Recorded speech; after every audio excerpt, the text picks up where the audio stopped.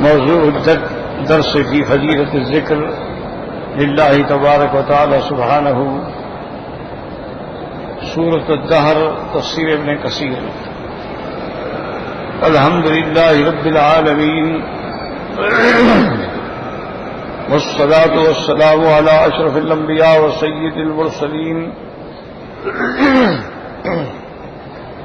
سیدنا محمد وعلى آلہ واصحابہ اجمعین۔ اللهم صل على سيدنا محمد وعلى آل سيدنا محمد كما صليت على إبراهيم وعلى آل إبراهيم في العالمين إنك حميد مجيد۔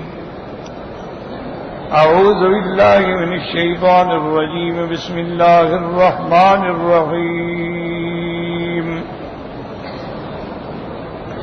إنا نحن نزلنا عليك القرآن تنزيلا فاصبر لحكم ربك ولا تطع منهم آثما أو كفورا واذكر اسم ربك بكرة وأصيلا ومن الليل فاسجد له وسبح ليلا طويلا إن هؤلاء يحبون العاجلة ويذرون وراءهم يوما ثقيلا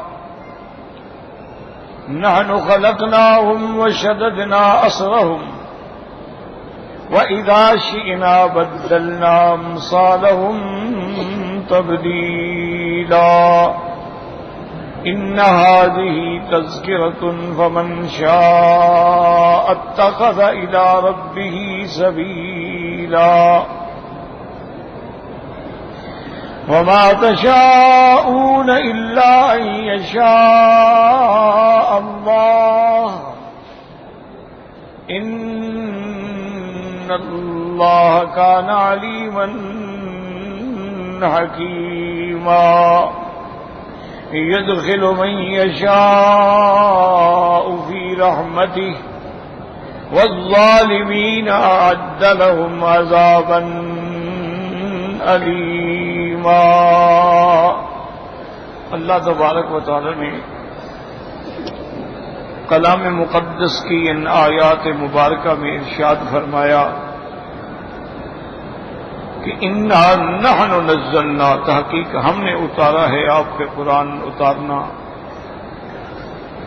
فاصبر لحکم ربک، اپنے رب کے حکم پہ جمے رہیں، ولا تطع منہم آثما او کفورا، اور کبھی نہ جھکیں کسی گنہگار یا کافر کے آگے۔ واذکر اسم ربک بکرۃ واصیلا، اور اپنے رب کے نام کا ذکر کریں صبح اور شام اور رات میں، فاسجد لہو، اس کے آگے جھک جائیں، وسبح لیلا طویلا، اور اس کی تسبیح رات میں لمبی رات تسبیح میں گزاریں۔ اب بات یہ ہے، یاد رکھیں کہ ان آیات مبارکہ میں جو ہم پڑھ رہے ہیں، سب سے پہلے تو اللہ تبارک و تعالی نے ذکر فرمایا تھا انسان کا، کہ انسان پہ ایک زمانہ ایسا گزرا ہے کہ اس کا ذکر بھی نہیں تھا۔ پھر ہم نے انسان کو پیدا فرمایا من نطفۃ امشاج مانا اخلاق، اس سے مراد عناصر اربع کا اخلاق بھی ہے۔ اخلاق سے مراد جو ہے مرد اور عورت کے پانی کا اخلاق بھی ہے، اور بعض علماء نے فرمایا کہ نفس اور روح کا اخلاق بھی ہے، بعض علماء نے فرمایا کہ اعضاء کا اخلاق بھی ہے، بعض علماء نے فرمایا کہ عادات کا اخلاق بھی ہے۔ کیوں پیدا کیا؟ نبتلی ہے، تاکہ ہم اس کا امتحان لیں، اختبار ہو۔ اسی لیے ہم نے اس کو سننے والا اور دیکھنے والا بنایا کہ جب امتحان ہو تو جانے گا، سنے گا، دیکھے گا تو امتحان دے گا۔ پھر فرمایا کہ انا ہدیناہ السبیل، پھر ہم نے اس کو راستہ بھی بتلا دیا کہ بھی یہ راستہ ہے، اما شاکرن یا وہ شکر گزار بندوں میں ہوگا یا کافروں میں ہوگا. پھر اللہ نے جہنمیوں کا ذکر کیا کہ انا اعتدنا للکافرین سلاسل واغلالا وسعیرا، اور جہنمیوں کا ذکر بڑا مختصر ہے، بس ایک آیت. البتہ جنت والوں کا ذکر یعنی ابرار کا ذکر جو ہے وہ اللہ نے بڑی تفصیل سے بیان کیا.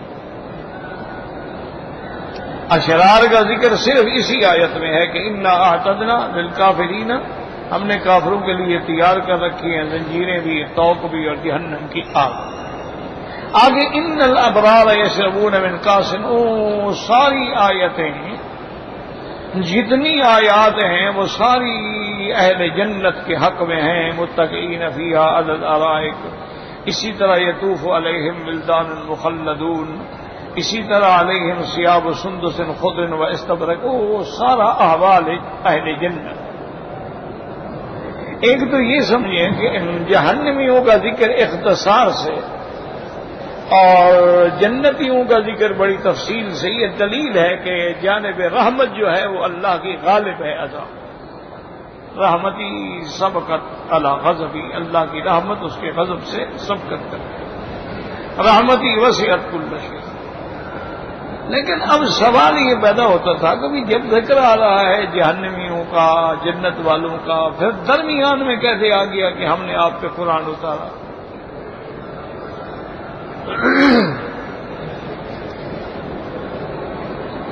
بھئی اللہ کا کلام ہے تو کلام میں تو لازمی بات ہے کہ ربط ہو، ترتیب ہو. اب ذکر ہے جہنم کا اور جنت کا، اور درمیان میں آ گیا کہ انا نحن نزلنا علیک القرآن تنزیلا. تو اس کے بارے میں علماء نے یہ جواب دیا ہے کہ جب حضور پاک نے صلی اللہ علیہ وسلم نے کفار کو بتلایا کہ جہنمیوں کے لیے یہ ہوگا اور جنت والوں کے لیے یہ ہوگا، تو وہ مذاق اڑاتے تھے.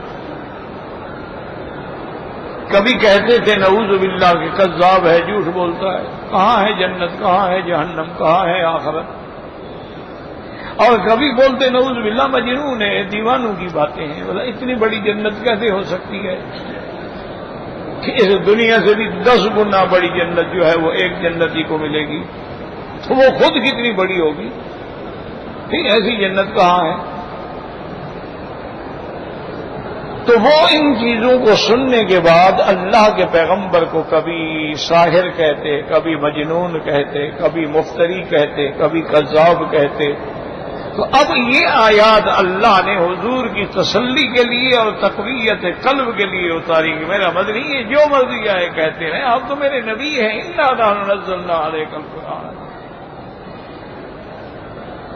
کہ ہم نے آپ پہ قرآن اتارا ہے، ہم نے آپ پہ وحی بھیجی ہے، ہم نے آپ کو رسالت و نبوت کے لیے چن لیا ہے. یہ ظالم یہ دشمن کچھ کہتے ہیں، چھوڑو ان کو، فاصبر لحکم ربک، اپنے رب کے حکم پہ جمے رہو، ان کی باتوں کی طرف توجہ بھی نہ دو. ولا تطع منهم آثما او کفورا. اب یہاں 2 لفظ ہیں، آثما او کفورا. کیا اس سے مراد معین اشخاص ہیں یا اس سے مراد مطلق اطلاق پہ ہیں؟ بعض علماء فرماتے ہیں کہ ہاں یہ معین اشخاص ہیں، ان سے مراد ولید ہے اور عتبہ ہے.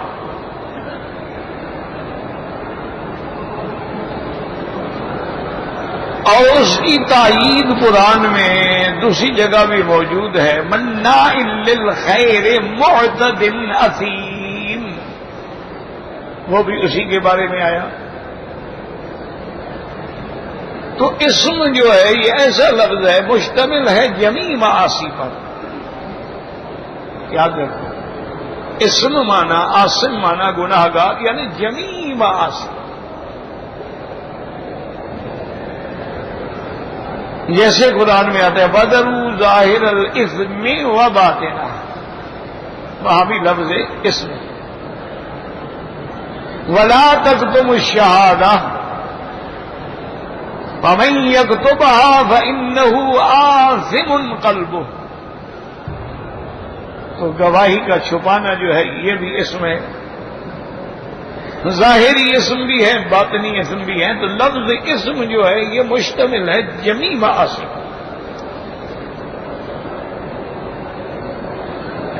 اس لیے علماء فرماتے ہیں کہ یہ دو لوگ جو تھے یہ معاصی میں بھی اور کفر میں بھی بہت سے بہت زیادہ ڈوبے ہوئے تھے. ایک تو دولت تھی، اور دولت جو ہے بنیاد ہوتی ہے نعوذ باللہ سارے گناہوں کی، جڑ ہوتی ہے. غریب آدمی نے کیا گناہ کرنا ہے؟ جس بیچارے کے پاس روٹی نہیں، سارا دن مزدوری کرے گا، وہ رات کو آگے غریب پڑ جائے گا، اس کو تو ہوش ہی نہیں ہوتا، گناہ کیا کرے گا؟ یہ عیاشیاں اور یہ ساری فیشن فیشن اور شراب اور کباب اور شباب اور ہوٹلنگ اور پارٹیاں اور یہ سارا کچھ تو دولت والے کرتے ہیں. اور اسی میں یہ بھی آیا ہے کہ عتبہ حضور کی خدمت میں آیا اور کہنے لگا کہ یا محمد صلی اللہ علیہ وسلم ان کنت تطلب زواجا، اگر تم شادی کرنا چاہتے ہو فانی احسن اولادا فی قریش، میری لڑکیاں قریش میں سب سے زیادہ خوبصورت ہیں اور میں آپ کو دینے کے لیے تیار ہوں، بس ہماری مخالفت آپ چھوڑ دیں.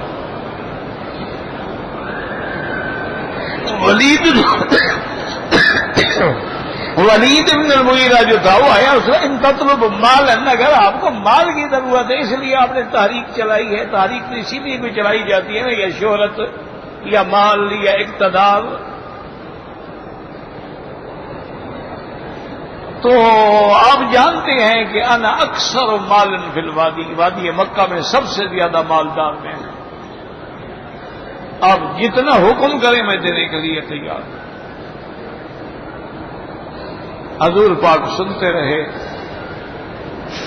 اس کے بعد آپ نے فرمایا ولید اور عتبہ تم نے اپنی بات پوری کر دی ہے؟ انہوں نے کہا جی ہاں کر دی ہے. آپ نے جناب سے قرآن کی تلاوت شروع کی اور جب اس آیت میں پہنچے فَإِنْ أَعْرَضُوا فَقُلْ أَنذَرْتُكُمْ مِثْلَ صَاعِقَةِ عَادٍ وَثَمُودَ. اللہ نے فرمایا میرے مدنی اگر یہ پھر بھی اعراض کرتے ہیں، قرآن کو نہیں مانتے، آپ کو نہیں مانتے، چھوڑ دیں اور ان کو بتلائیں کہ جیسے قوم عاد و سمود پہ اللہ کے قہر کی بجلی کڑکی تھی، تم لوگوں پر بھی پھر اللہ کا قہر آئے گا. جب حضور نے یہ آیت پڑھی تو انہوں نے کہا بس بس یا رسول اللہ، بس مہربانی کریں، ہم آگے نہیں سن سکتے ہیں. اور دونوں کہتے ہیں کہ ہمیں ایسے ڈر ہوا کہ ان الکعبۃ یسقط علینا، یہ خدا کا گھر ہمارے اوپر گر جائے.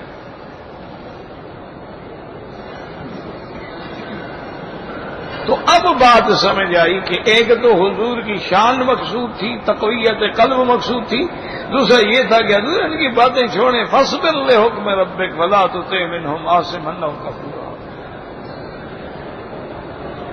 اور بعض علماء فرماتے ہیں کہ اس سے مطلق عاصما او کفورا مراد ہے کہ جو بھی عاصم ہے، گناہگار ہے، معاصی میں ڈوبا ہوا ہے یا کفر کی وادیوں میں ڈوبا ہوا اور بھٹکا ہوا ہے، آپ اس کی کبھی بھی بات نہ سنیں اور نہ اس کی اطاعت کریں.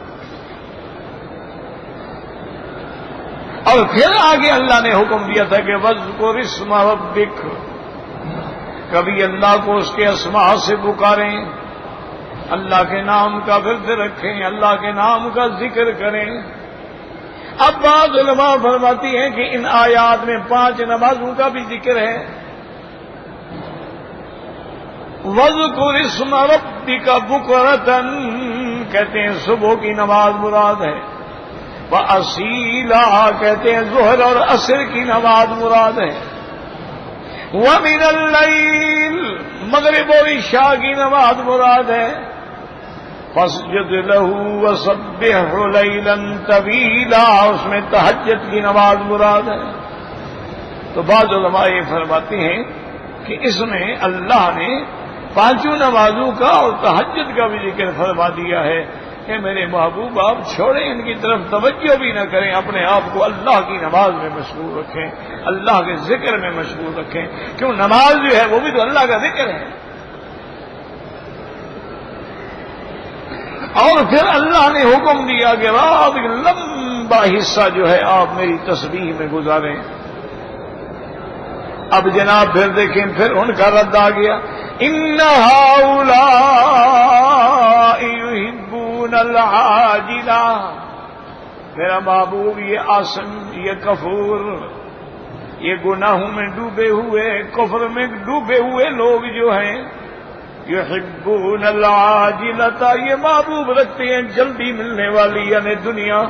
ان کے سامنے تو صرف دنیا ہے نا، وہ کہتے ہیں کہ دیکھو جی جنت کا تو ایک وعدہ ہے نا، جنت ملے گی، ابھی نقد تو نہیں ہے نا۔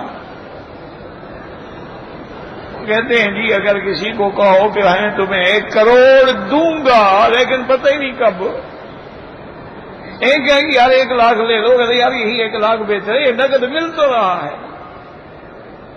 اس لیے ان لوگوں کو اس دنیا کی محبت نے اندھا کر دیا۔ یہ دنیا کی عزت اور دنیا کی ترقی اور دنیا کے اندر راحت کے طلبگار ہیں۔ وَيَذَرُونَ فرمایا إِنَّ هَؤُلَاءِ يُحِبُّونَ الْعَاجِلَةَ وَيَذَرُونَ وَرَاءَهُمْ يَوْمًا ثَقِيلًا، یاد رکھو وَيَذَرُونَ وَرَاءَهُمْ، ورا مانا پیچھے، تو قیامت تو ابھی آگے آنے والی ہے، گزر تو نہیں گئی کہ پیچھے ہو۔ دیکھو لفظ جو ورا ہے نا، یاد رکھو لفظ ورا ہے، قدام، ورا، یمین، شمال، فوق، تحت، تو لفظ ورا کا معنی تو ہوتا ہے پیچھے، اور یہاں ڈرایا جا رہا ہے ان کو قیامت کے دن سے، قیامت کا دن تو آگے آنے والا ہے نا، وہ پیچھے تو نہیں گزر گیا۔ وَيَذَرُونَ وَرَاءَهُمْ يَوْمًا ثَقِيلًا، وہ بہت بڑا بھاری دن، ان یوما عند ربک کألف سنۃ مما تعدون، جو ایک دن 1000 سال کے برابر ہوگا۔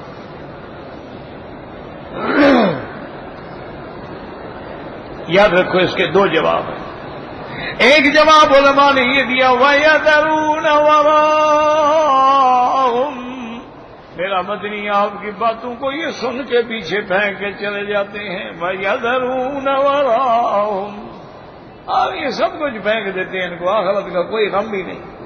اور بعض علماء نے فرمایا کہ لفظ ورا جو ہے قدام کے معنی میں بھی استعمال ہوتا ہے، جیسے ورا پیچھے کے لیے استعمال ہوتا ہے، آگے کے لیے بھی استعمال ہوتا ہے۔ وَمِن وَرَائِهِمْ بَرْزَخٌ إِلَى يَوْمِ يُبْعَثُونَ، تو وہاں آگے کے معنی میں وَكَانَ وَرَاءَهُمْ مَلِكٌ يَأْخُذُ كُلَّ سَفِينَةٍ غَصْبًا، خضر نے حضرت موسیٰ علیہ السلام سے فرمایا تھا کہ موسیٰ علیہ السلام میں نے کشتی اس لیے توڑی ہے کہ آگے بادشاہ ایک آ رہا ہے، وہ کشتیاں پکڑے گا، تو میں نے ایپ ذات کر دی، دیکھے گا یہ ٹوٹی پھوٹی ہے، اس کو نہیں پکڑیں گے۔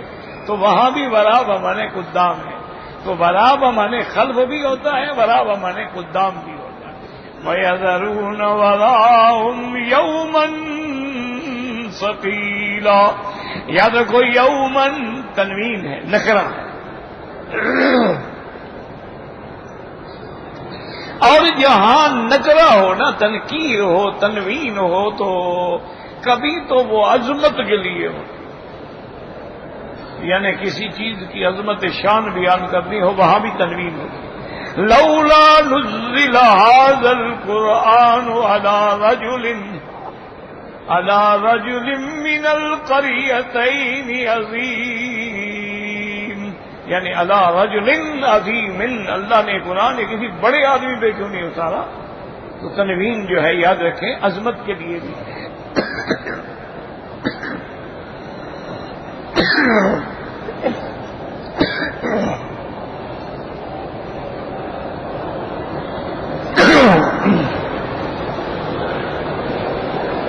اچھا، اور کبھی کبھی تنوین جو ہے یاد رکھیں قلت کے لیے بھی ہوتی ہے،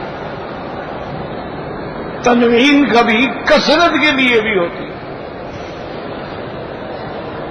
یا ایھا الذین آمنوا اذکروا اللہ ذکرا کثیرا، کثیرا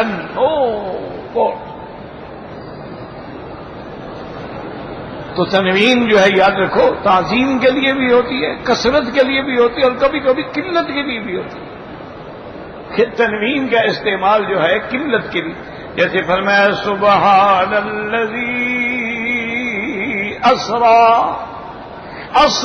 بعبدہ لیلا، تو وہاں بھی لیلن ہے، تنوین ہے، مانا رات کے بھی بعض حصے میں ہم نے اسراء اور معراج مکمل کرا دیا، پوری رات بھی نہیں لگی، رات کو لے گئے، ابھی رات کھڑی تھی اور حضور واپس بھی آ گئے،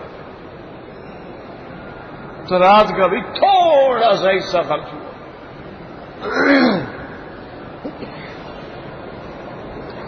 اور یاد رکھیں کہ وہاں پر بھی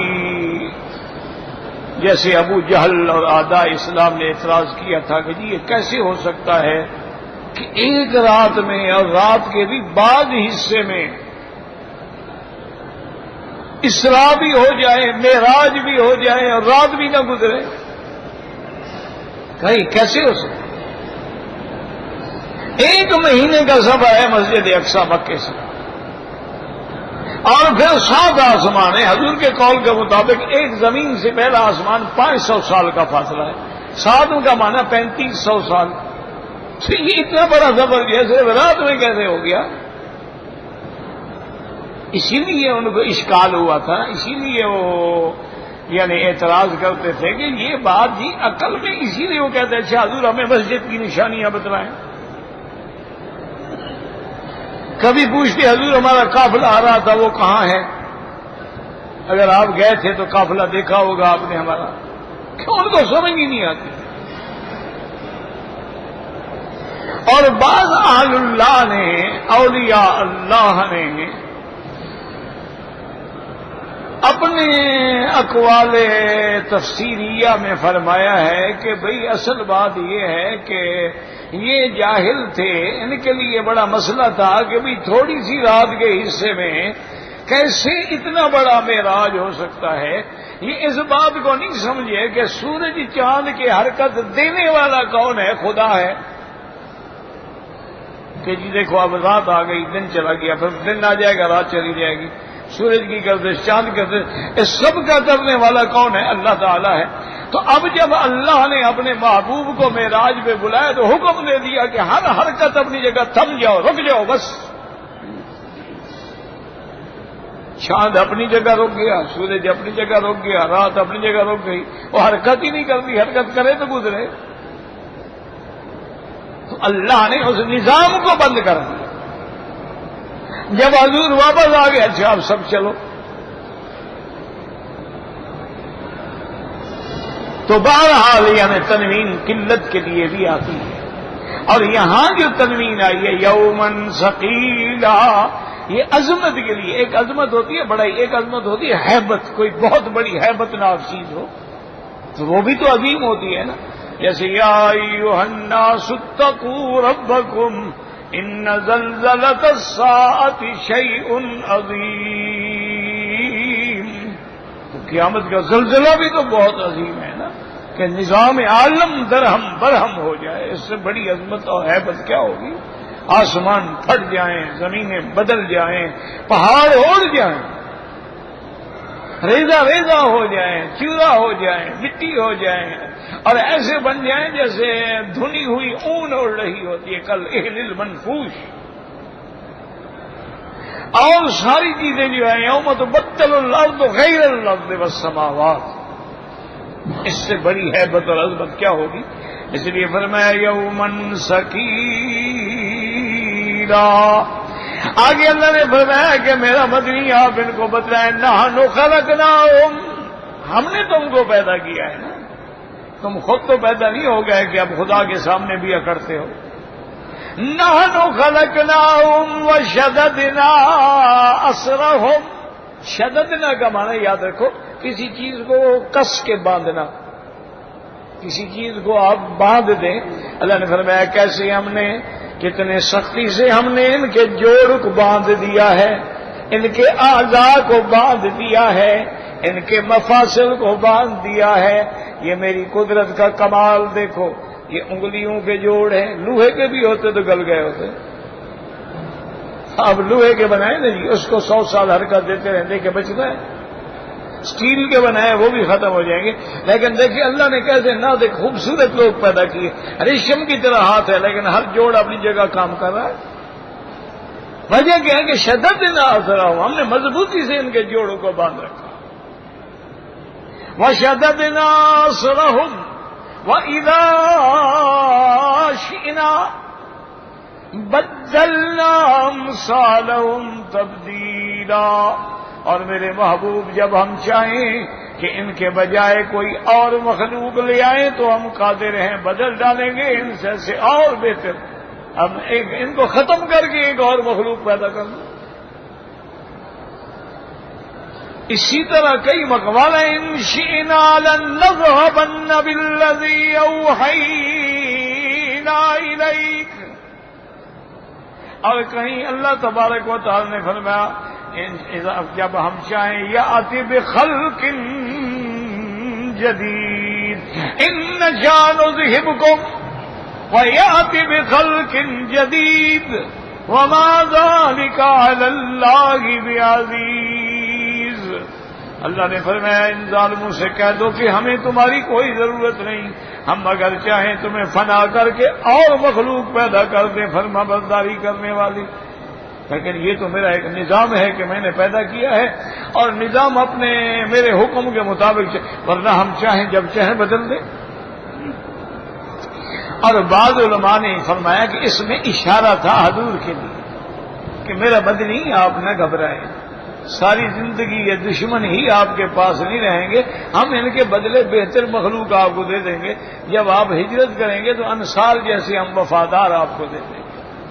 جب ہم آپ جائیں گے مدینہ شریف ان کو بدل دیں گے, ہم چھوڑیں ان کو, اور ان کے بجائے ہم انصار دے دیں گے جو جان قربان کر دیں گے محمد الرسول اللہ پہ صلی اللہ علیہ وعلی آلہ وصحبہ وسلم تسلیما کثیرا. وَإِذَا شِئْنَا بَدَّلْنَا أَمْثَالَهُمْ تَبْدِيلًا. اور آگے فرمایا میرے محبوب إِنَّ هَذِهِ تَذْكِرَةٌ. یہ سورت مبارک جو ہے جو پڑھ رہے ہیں آپ, حاضی کا اشارہ اسی طرف. اور بعض علماء نے فرمایا کہ نہیں, حاضی کا اشارہ قرآن کی طرف ہے.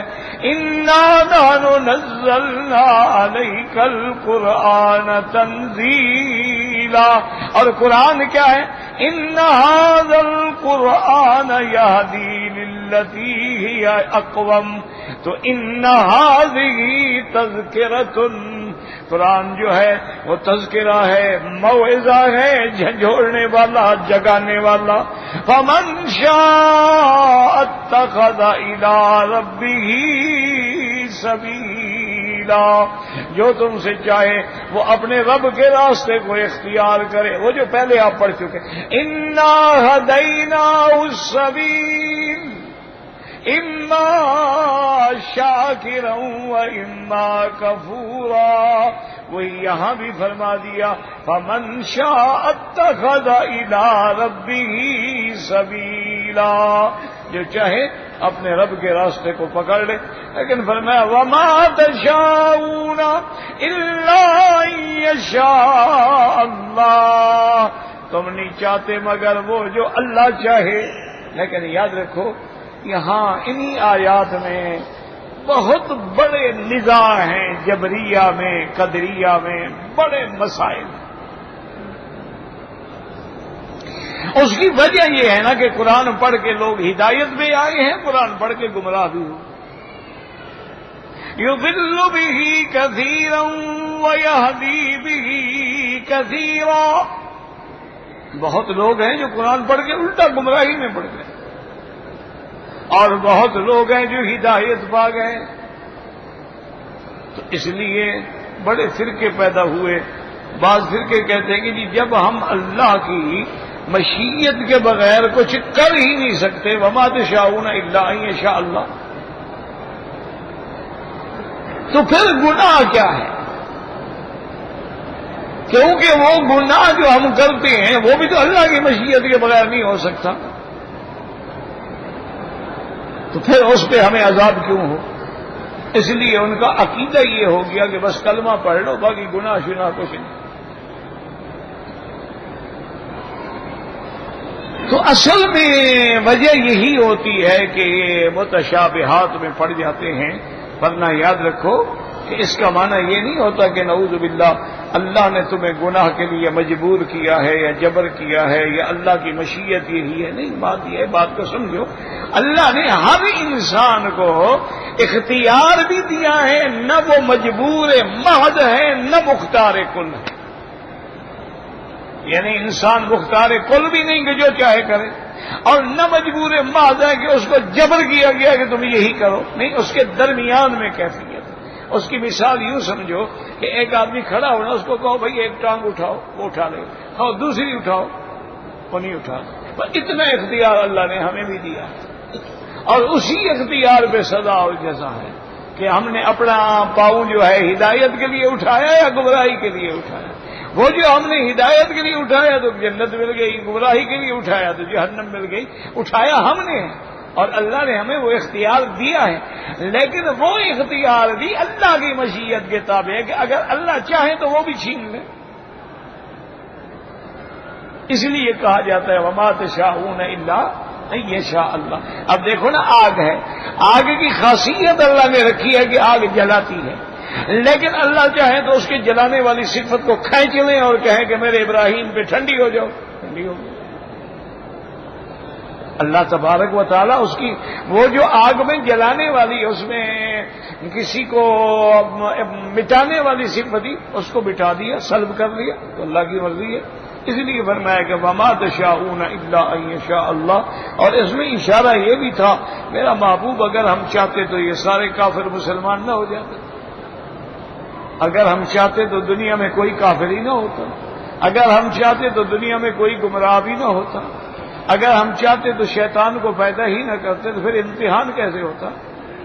دنیا جو دارالامتحان ہے، امتحان تو تب ہوگا نا ایمان بھی ہو، کفر بھی ہو، تصدیق بھی ہو، تکذیب بھی ہو، حق بھی ہو، باطل بھی ہو، پھر انسان کہا جاتا ہے. اسی فرمایا وما تشاؤون الا ان یشاء اللہ. اور آگے وجہ بتا دی کہ ایسا ہم نے کیوں کیا. ان اللہ کان علیما حکیما. وہ علم والا ہے، وہ حکمت والا ہے. وہ جس کو چاہتا ہے ہدایت دے دیتا ہے، وہ جس کو چاہتا ہے گمراہ کر دیتا ہے. کیوں؟ وہ علم والا ہے، وہ حکمت والا ہے. وہ جانتا ہے کہ یہ پردہ کہاں فٹ ہوگا. جیسے گاڑی بنانے والا جانتا ہے نا کہ جی یہ پردہ کہاں لگے گا، یہ نٹ کہاں لگے گا، یہ بولٹ کہاں لگے گا. اللہ ساری مخلوق کا خالق ہے، وہ بھی جانتا ہے کہ یہ مشینری جو ہے جنت میں جانے والی ہے یا آگ میں جھونکنے والی ہے. اس لیے فرمایا ان اللہ کان علیما حکیما.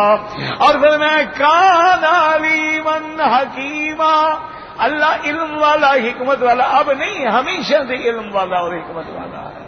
اللہ تبارک و تعالی تم پیدا بھی نہیں ہوئے، وہ علم والا ہے. تم مٹ جاؤ گے تو وہ علم والا ہے. وہ تو پہلے سے علم والا ہے، وہ تو پہلے سے حکمت والا ہے. یہ اس کی حکمت تو ہے کہ زمین بنائی، مخلوق بنائی، آسمان بنائے. چونکہ سب کچھ اللہ علیم بھی ہے اور حکیم. یدخل من یشاء فی رحمتہ. جس کو چاہے اپنی رحمت میں داخل کر دے. اللہم ادخلنا فی رحمتک. والظالمین اعد لہم عذابا علیما. اور جو کافر ہیں ان کے لیے اللہ نے بہت بڑا سخت عذاب دردناک تیار کر. اور یہاں بھی وہی تنوین آ گئی، عذابا علیما، یعنی ایسا خطرناک عذاب، دردناک عذاب ہے جو اللہ تبارک و تعالی نے تیار کر رکھا ہے. لیکن ایک بات یاد رکھو کہ یہاں بھی ایک سوال ہے کہ بھئی جب عذاب ہے، عذاب ہوتا ہی درد والا ہے، پھر علیمن کی کیا ضرورت تھی؟ عذاب عذاب ہے، لیکن آگے فرما دیا عذاباً علیماً، عذاب درد والا، کہیں فرمایا عذاباً مہینا، اہانت والا۔ تو اس کی یاد کیوں رکھیں کہ کبھی عذاب یہ بھی تو ہوتا ہے نا جی کہ کسی کو آپ نے گولی مار دی، بس گولی ٹھیک دل میں لگی، سیکنڈ میں مر گیا، تکلیف تو کوئی نہیں ہوئی۔ تلوار نکالی آپ نے، کیا گردن اڑ گئی، تکلیف کیا ہوئی اس کو تو پتہ ہی نہیں لگا۔ اور کبھی یہ ہے کہ آپ اس کو مار مار مار مار کے مار رہے ہیں، پہلے ٹانگیں توڑ رہے ہیں، پھر آگے پھر آگے پھر آگے پھر آگے آگے، اب وہ دردناک ہے، تڑپ رہا ہے تڑپ رہا ہے، تڑپ کے مر رہا ہے۔ اللہ نے فرمایا ان کو جو ہم عذاب دیں گے صرف عذاب نہیں ہوگا، وہ دردناک عذاب، کیوں موت تو ان کو آئے گی نہیں، موت آئے تو جان چھوٹے نا۔ آدمی کو اور جتنا مارے مر گیا تو ہو گیا، چھوڑو یار مر گیا اب کیا کرو، وہاں موت تو آئے گی نہیں، اللہ یموت فیہا ولا یحیا، نہ زندگی نہ موت۔ تو اس لیے فرمایا عذاباً علیما، عذاب ہوگا اور دردناک عذاب۔ اللہم اجرنا من النار واللہ اعلم۔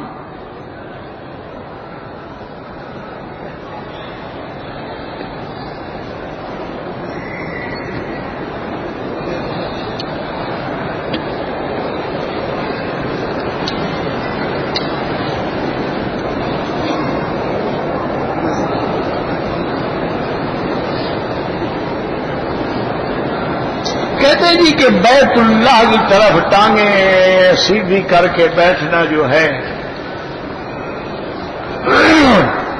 کیا یہ جائز ہے؟ کعبہ سامنے ہو تب بھی، اور اگر ہم کسی دوسرے ملک میں ہیں وہاں بھی، تو بات کو سمجھیں کہ اگر کسی نے ٹانگیں پھیلائی ہیں اور اس کی نیت نعوذ باللہ کعبے کی توہین ہے تو بالکل حرام، خلاف ادب ہے۔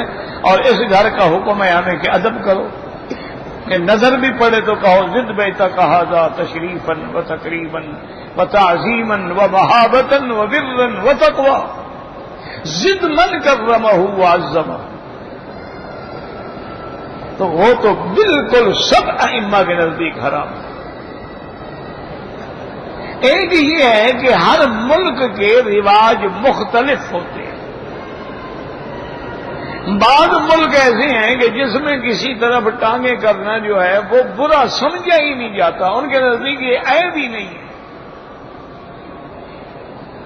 ان کے دل و دماغ میں یہ بات ہی نہیں، جب برا نہیں تو تنقید کیسے، ان کے نزدیک بھی برائی ہے ہی نہیں۔ اب دیکھو نا آپ کے ملک میں، انڈو پاک میں، ہندوستان میں، پاکستان میں، بنگلہ دیش میں بعض علاقے ایسے ہیں، بعض قومیں کہ ان کو اگر ایسا کرو نا کہ تو وہ تو جناب تھپڑ مار دیں آپ کو، اچھا پنجہ دکھاتے ہو مجھے، اور بعض کو یوں کرو، اچھا عجیب بات ہے مجھے یہ دکھاتے ہو، وہ اس سے مراد نعوذ باللہ عضو تناسل لے لیتے ہیں۔ اچھا، اور بعض ملکوں میں یہ ہے کہ جو کام اچھا ہو جائے کہتے ہیں بالکل مضبوط کام ہے، کیونکہ یہ انگل ان سے زیادہ مضبوط ہے نا، وہ یوں کر دیتے ہیں، بھائی بالکل پرفیکٹ ہے، گاڑی ٹھیک ہوگی ان کا بالکل A1۔ اسی لیے بعض ملکوں میں لفٹ لینی ہو تو وہ بھی یوں کریں گے، اور بعض ملکوں میں یہ عیب ہے۔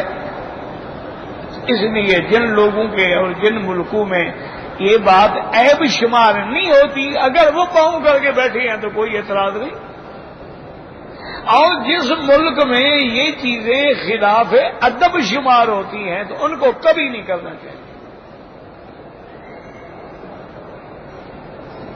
حتیٰ کہ علماء کہتے ہیں کہ آدمی جو ہے ادب کا تقاضا یہ ہے کہ وہ کعبے کی طرف، قرآن کی طرف، حتیٰ کہ اپنے اساتذہ کی طرف، یہ نہیں کہ سبق پڑھ رہا اور ٹانگیں استاد کے منہ میں کر دے، تو خلاف ادب۔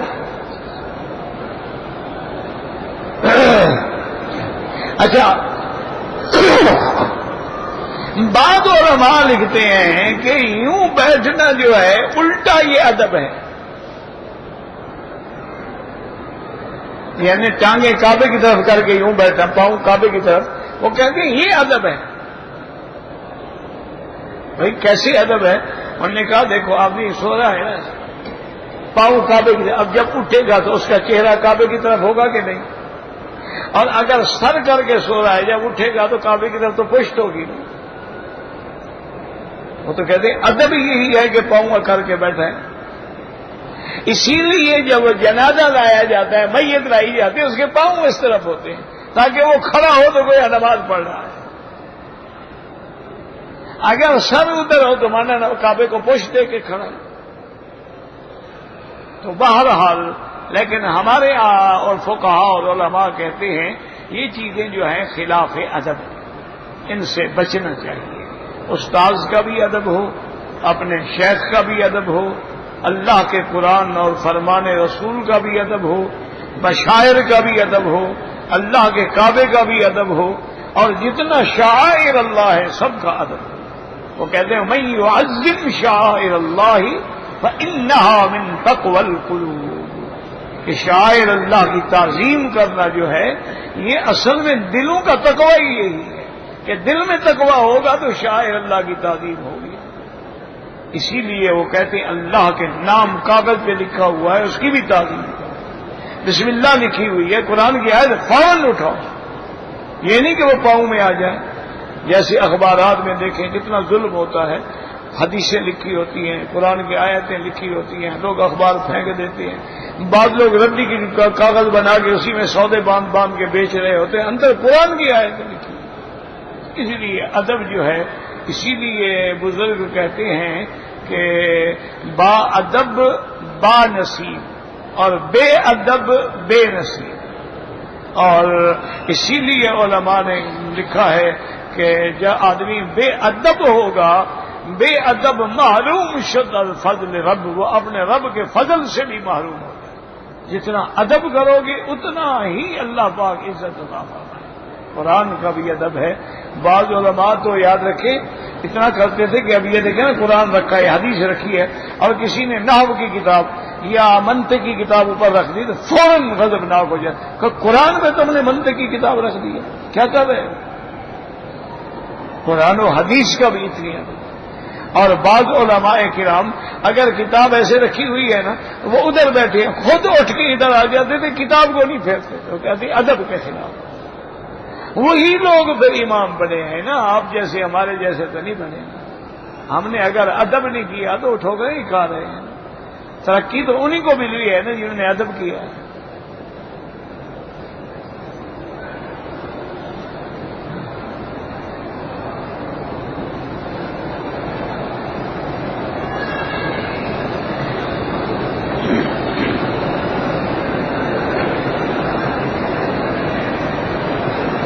کہتے ہیں جی سورج جن پڑھنے کے بعد جب میں قرآن کا ورق اتلا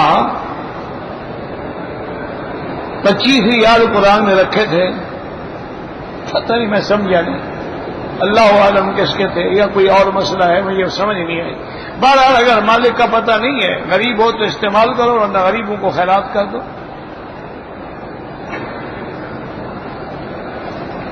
بعض لوگ پڑھ رہے ہوتے ہیں نا، پیسے رکھے سو گئے بھول گئے۔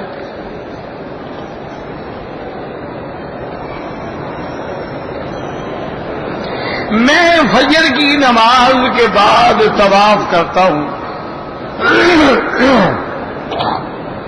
اور مجھے فوراً ڈپٹی پہ پہنچنا ہوتا ہے۔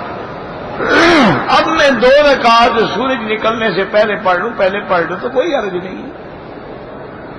امام احمد ابن حنبل رحمۃ اللہ علیہ اور امام شافعی رحمۃ اللہ علیہ کے نزدیک تو طواف کرنے کے بعد جو بھی وقت ہو رات دن سب میں 2 رکعت پڑھنا جائز۔ صرف امام ابو حنیفہ رحمۃ اللہ علیہ فرماتے ہیں کہ نہیں، اوقات مکروہ جو ہے فجر کے بعد سورج نکلنے تک، عصر کے بعد سورج غروب ہونے تک، اور عین سورج جب سر پہ وہ کہتے ہیں اس میں نماز نہیں پڑھی جائے، کیونکہ وہ کہتے ہیں کہ صحیح حدیث مبارک ہے اور جس میں کوئی علت بھی نہیں ہے کہ لا صلاۃ بعد الفجر حتی تطلع الشمس۔ ولا صلاۃ بعد العصر حتی تغرب الشمس، فرماتے ہیں کہ بالکل نہیں، آپ فجر کے بعد ہی سورج، ہاں چلے گئے جہاں ڈٹی ہے وہیں پڑھ لو، یا دوبارہ جب ظہر کی نماز پڑھنے کے لیے آؤ پڑھ لو، کوئی بات نہیں۔ اور اگر کسی نے پڑھ لیا ہے تو کوئی حرج نہیں، یہ باتیں کفر و اسلام کی جنگ نہیں ہے، یہ اعلیٰ اولا افضل غیر افضل کی باتیں ہوتی ہیں۔ امام صاحب فرماتے ہیں کہ افضل یہ ہے کہ سورج نکلنے کے بعد پڑھے تاکہ کوئی حدیث مخالف نہ ہو۔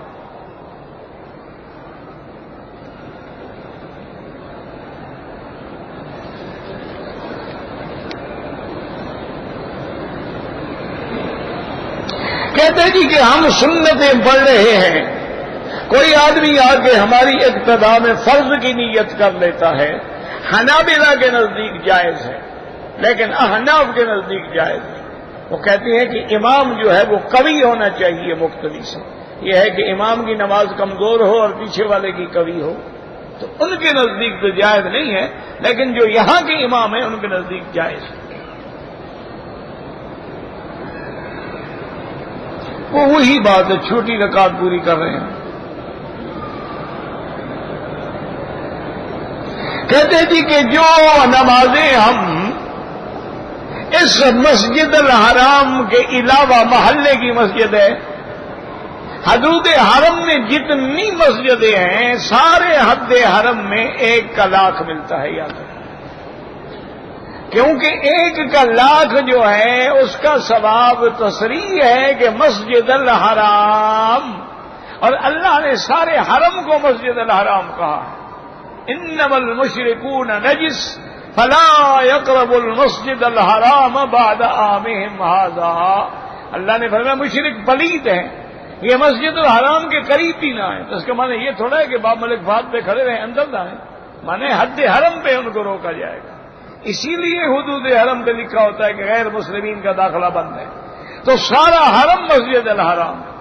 اللہ نے فرمایا ذالک لمن لم یکن اہلہ حاضر المسجد الحرام، جن لوگوں کے اہل و عیال مسجد حرام میں نہیں رہتے، تو مسجد الحرام میں تھوڑے رہتے ہیں، مکے میں رہتے ہیں، تو سارا مکہ مسجد الحرام ہے، جہاں بھی نماز پڑھو گے انشاءاللہ 1 کا لاکھ ملے گا، بلکہ مسجد میں پڑھو گے تو 25 لاکھ ملیں گے، اور جامع مسجد میں پڑھو گے تو 27 لاکھ ملیں گے، اور جب کعبے میں پڑھو گے کعبہ سامنے ہو اور لاکھوں کا مجمع ہو، پھر یہاں تو کوئی حد و حساب ہی نہیں ہے نا۔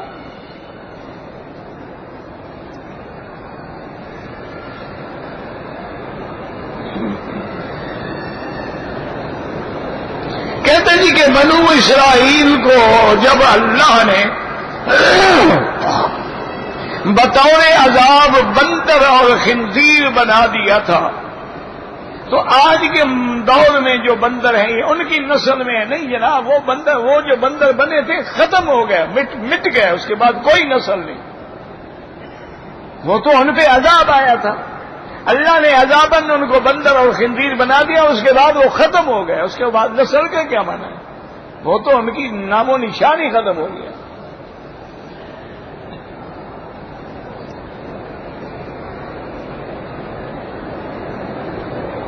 ہر فرض نماز کے بعد پھر سے نماز جماعت کے ساتھ پڑھتے ہیں، اللہ عالم کوئی 2 نمازیں جمع کر رہا ہو کہ ظہر اور عصر کو جمع کر دیتے ہیں، ظہر پڑھ لی اس کے بعد عصر کی جماعت کھڑی ہو گئی، مغرب پڑھ لی پھر عشاء کی کھڑی ہو گئی، ہو سکتا ہے یہ مراد ہو۔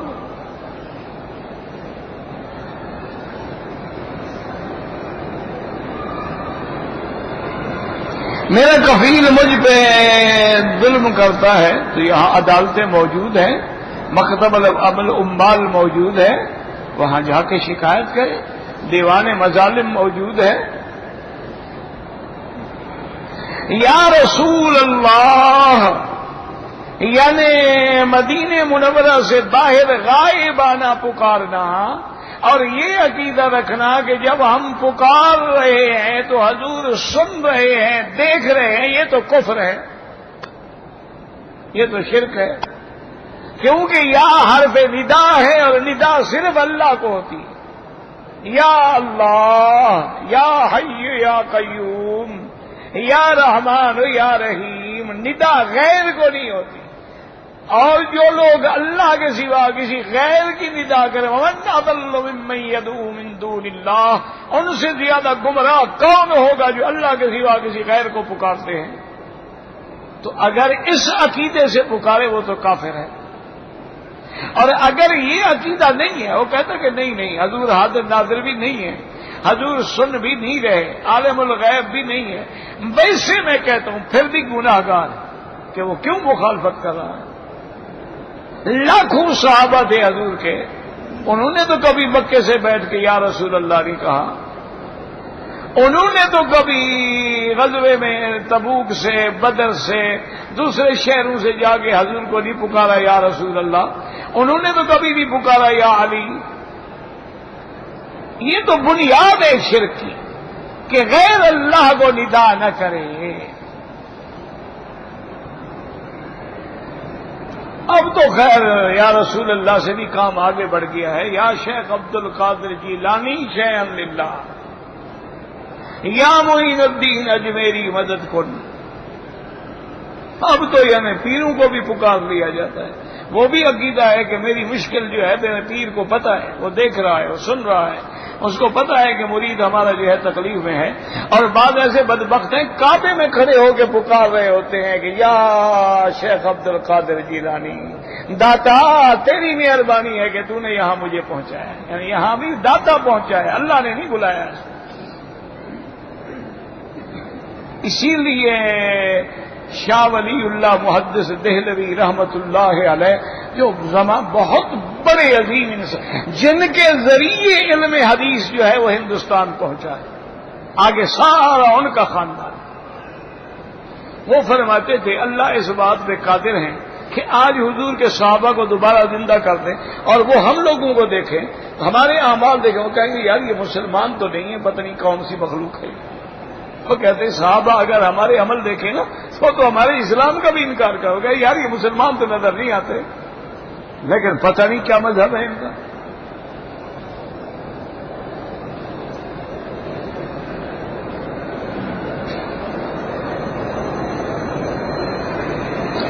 ایک آدمی نے اپنی فیملی کے ساتھ عمرے کے لیے آیا، 7 دن کے بعد طائف چلا گیا، طائف سے واپسی پہ احرام نہیں باندھا، دم پڑ گئی، بچوں پہ دم نہیں ہے، بڑے جو ہیں ان پہ ایک بکری دم ہے مکے کی حدود میں ادا کریں، یا اس کا بہتر حل یہ ہے کہ فوراً طائف چلے جاؤ اور عمرہ کر، پھر دم نہیں دینی پڑے، دم میں 400 ریال لگے گا بکری کا، طائف جانے میں تو 50 ریال بھی نہیں لگیں گے۔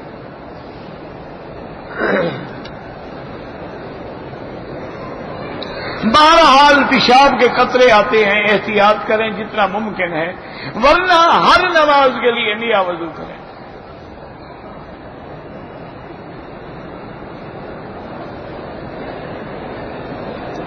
کہتے ہیں جی کہ حضرت آدم علیہ السلام جب زمین پر اتارے گئے تو ان کا لباس نہیں تھا، ہاں بالکل ٹھیک ہے، لباس تو جنت میں اتر گیا نا، جب شیطان نے وسوسہ ڈالا اور آپ غلطی کر بیٹھے، فبدت لهما سوآتهما وطفقا يخصفان عليهما من ورق الجنہ، کہ وہ جنت کے درختوں کے پتے جو ہیں لپیٹے، اسی حالت میں وہ اترے۔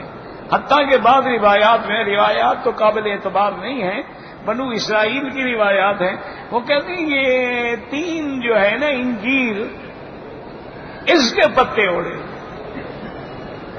لیکن روایت اسرائیلی ہے، اس کا اعتبار کوئی نہیں ہوتا، وہ کہتے ہیں اس کے پتے۔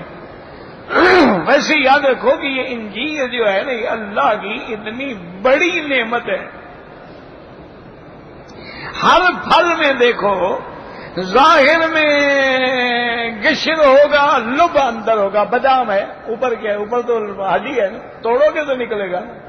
اچھا کھجور ہے، اوپر نرم ہے اندر گٹھلی ہے، خربز ہے اوپر چھلکا ہے اور اندر مادہ ہے، گودا ہے، لیکن یہ انجیر ہے جو اندر باہر سے ایک ہے، اور یہ انجیر ہے جس کے اندر کوئی بیج بھی نہیں ہوتا، اسی لیے بعض علماء نے فرمایا کہ گویا یہ جنت کے پھلوں میں ہے۔ اور انجیر جو ہے نا یہ علماء کہتے ہیں دواء و فاکہۃ، یہ دوا بھی ہے اور یہ پھل بھی ہے۔ یعنی انجیر جو ہے یہ مستقل استعمال کریں تو یہ آدمی کے اندر جو پتھریاں ہیں یا ریت ہے مسانے میں یا اس سب کو نکال کے باہر پھینک دیتا ہے. اور انجیر جو ہے یہ معدے کی اصلاح کرتا ہے. انجیر جو ہے یہ سریع الہضم ہوتا ہے. انجیر جو ہے یہ یحسن الوجہ چہرے کو رونق والا بناتا ہے، بالوں کو لمبا کرتا ہے. انجیر کو تو بڑے فائدے ہیں کتابوں میں. آپ طب کی کتابیں دیکھیں تو دیکھو نا، آخر قرآن نے جو نام لیا ہے انجیر کا تو کوئی وجہ تو ہے نا. والتین والزیتون وطور سینین، تو حکمت تو ہے نا جس کا نام اللہ قرآن میں ذکر کر دے. یہ بہت بڑی نعمت ہے. اچھا، اسی لیے بعض ملک ہم نے دیکھے ہیں ہر حال میں وہ روزانہ انجیر کھاتے ہیں. اگر تازہ بھی نہ ملے خشک انجیر لے لیں گے، 4-5 دانے کھا لیں گے، بس ناشتہ ہو گیا. اوپر دودھ کا ایک پیالہ پی لیا، چائے پی لی.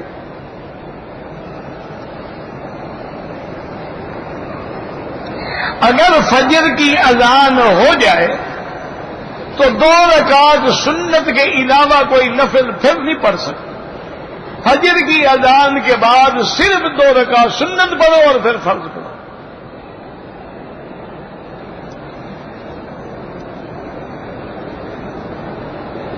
اگر ہم پاکستان سے آئے ہیں عمرے کے لیے، عمرہ کر لیا، 2-4 دن کے بعد پھر مسجد عائشہ سے عمرہ کریں. جتنا مرضی آئے کرو، جیرانہ سے کرو، مسجد عائشہ سے کرو، عرفات سے کرو، حدیبیہ سے کرو، طائف سے کرو، ذی الحلیفہ سے کرو، قرن منازل سے کرو، جوفہ سے کرو، جتنا اللہ ہمت دے کرو. کیونکہ یاد رکھو یہ عمرہ جو ہے اس کی بڑی شان ہے. ایک تو یہ ہے کہ العمرۃ الی العمرۃ، ایک عمرے سے دوسرے عمرے تک سارے گناہ درمیان میں اللہ معاف کر دیتے ہیں. اور دوسرا حدیث مبارک میں آتا ہے کہ عمرہ بار بار کرنا جو ہے گناہوں کو بھی مٹا دیتا ہے اور فقر کو بھی مٹا دیتا ہے. جو غریب ہو نا، جس کے رزق میں برکت ہو، عمرے زیادہ کرے. حجج النسک وعمر تتر ينفيان الذنوب والفقر. ہاں کہتے جی کہ اگر ہم روضہ مبارک پہ جائیں اور مواجہہ شریف میں کھڑے ہوں، بالکل وہاں کہیں گے الصلاۃ والسلام علیک یا رسول اللہ. کیوں؟ اب تو ہم سامنے آ گئے، انبیاء زندہ ہیں، تو سامنے یا رسول اللہ کہنا تو شرک نہیں ہے نا. غائبانہ پکارنا منع ہے.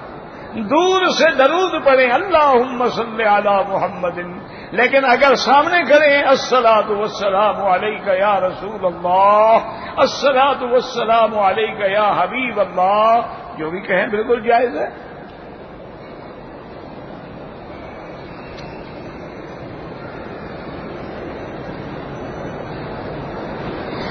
میں نے اپنے بچے کا عقیقہ دینا ہے، اگر میں گائے دینا چاہوں تو گائے میں 7 بکریاں ہوتی ہیں.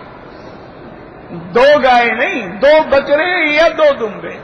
اگر گائے بھینس ہے اس میں 7 بکریاں تو 2 تو ہو گئی، باقی 5 کسی کو دے دو. اور یاد رکھو عقیقہ دینا ہے وہ 7ویں دن ہوتا ہے جناب، بچے کے پیدا ہونے کے. زیادہ سے زیادہ 14ویں دن ہوتا ہے. یہ نہیں کہ اب بیٹے کی داڑھی آ گئی ہے اور تم عقیقہ کر رہے ہو. عقیقے کا وقت ہے 7ویں دن یا 14ویں دن، اس کے بعد کوئی عقیقہ نہیں. اللہم صلی علی سیدنا محمد وعلی آل سیدنا محمد وبارک وسلم. یا حی یا قیوم یا ذا الجلال والاکرام یا ذا الجلال والاکرام یا ارحم الراحمین یا اکرم الاکرمین یا اجود الاجودین. اللہم ارحمنا، اللہم استرنا، اللہم ارحم ضعفنا واجبر کسرنا وارحمنا، اللہم اشفنا واشف مرضانا وارحم موتانا واستجب دعاءنا ولا تخیب رجاءنا برحمتک یا ارحم الراحمین. یا اللہ، عالم اسلام میں مسلمان جس ملک میں ہیں ان کی جان مال آبرو عزت کی حفاظت فرما. یا اللہ، مسلمانوں کے ملکوں میں قتل عام ہو رہا ہے، رحم فرما، رحم فرما، رحم فرما، اپنے عذاب رفع فرما.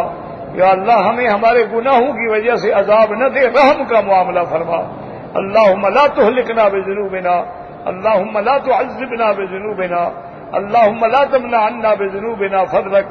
اللہم ارحمنا بترک المعاصی ابدا ما ابقیتنا وارحمنا نتکلف ما لا یعنینا وارزقنا حسن النظر فیما یرضیک عنا یا اللہ بیماروں کو شفا عطا فرما، بے حیاؤں کو حیا عطا فرما، بے دینوں کو دین عطا فرما، بے اولادوں کو اولاد عطا فرما، جن کی اولادیں ہیں ان کو صالح بنا، بے روزگاروں کو روزگار عطا فرما، قرض داروں کے قرض عطا فرما، جن کا رزق تنگ ہے ان کے رزق میں برکتیں عطا فرما، یا اللہ ہمیں مانگنا بھی نہیں آتا، بغیر مانگے عطا فرما، یا اللہ پوری دنیا میں جو تیرے دین کا کام کر رہے ہیں، دین کی جماعتیں ہیں، قرآن پڑھانے والے ہیں، تحفیظ والے ہیں، تبلیغ والے ہیں، حدیث پڑھانے والے ہیں، یا اللہ سب کی مدد فرما، نصرت فرما، نصرت فرما، انصرنا فإنك خير الناصرين، وافتح لنا فإنك خير الفاتحين، واغفر لنا فإنك خير الغافرين، وارحمنا فإنك خير الراحمين، وارزقنا فإنك خير الرازقين، واهدنا ونجنا من القوم الظالمين، ربنا آتنا في الدنيا حسنة وفي الآخرة حسنة وقنا عذاب النار، صلی اللہ تعالی علی خیر خلقہ سیدنا محمد وعلی آلہ وصحبہ اجمعین، اللہم صل علی سیدنا محمد وعلی آل سیدنا محمد کما صلیت علی ابراہیم وعلی آل ابراہیم